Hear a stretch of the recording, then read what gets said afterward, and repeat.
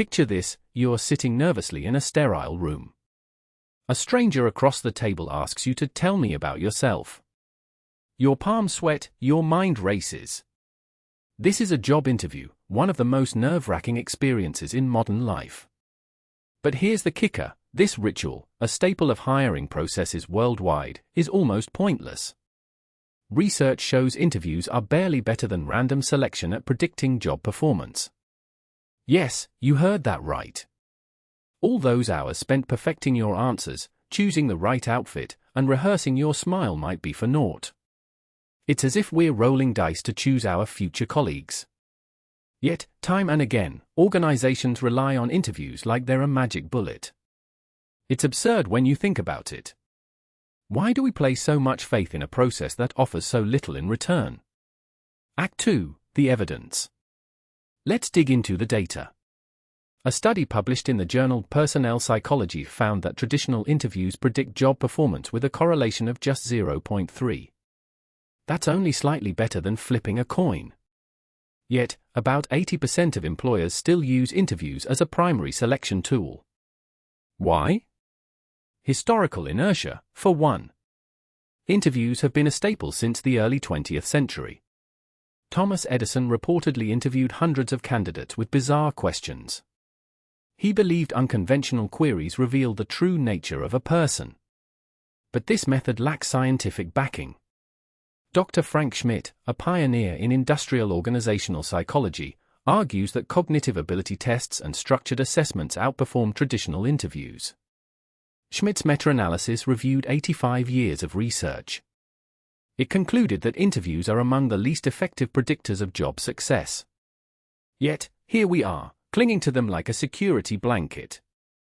More recent studies echo these findings. A 2022 report by Harvard Business Review highlighted that structured interviews, where questions are consistent, fare slightly better.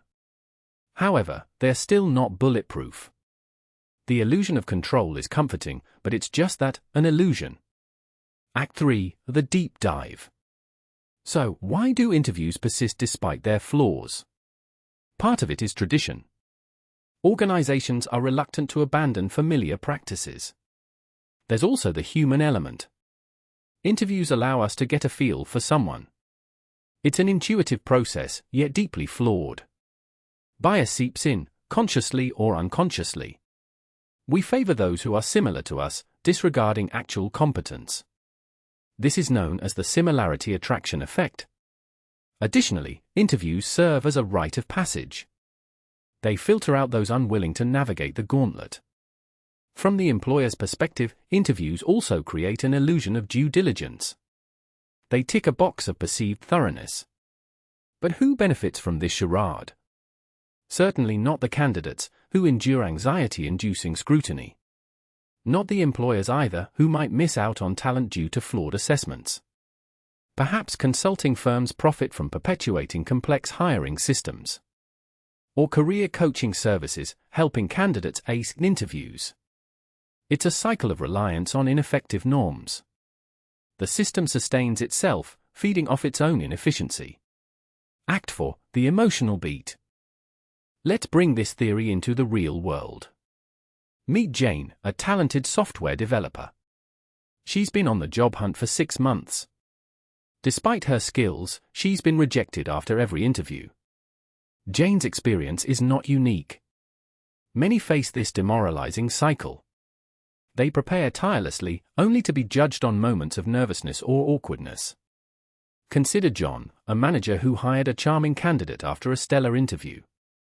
But the charm faded quickly. The candidate lacked key skills, leading to departmental issues.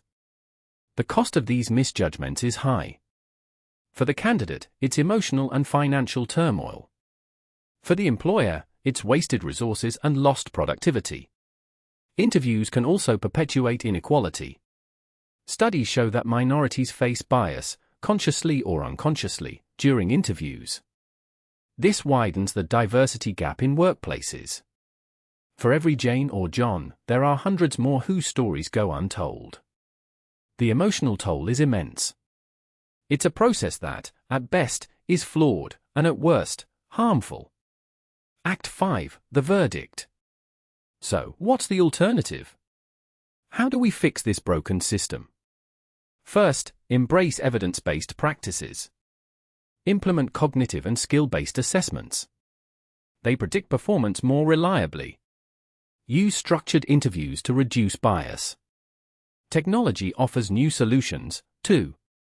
AI-powered tools can assess skills objectively. We must also reframe our mindset. Value potential over Polish.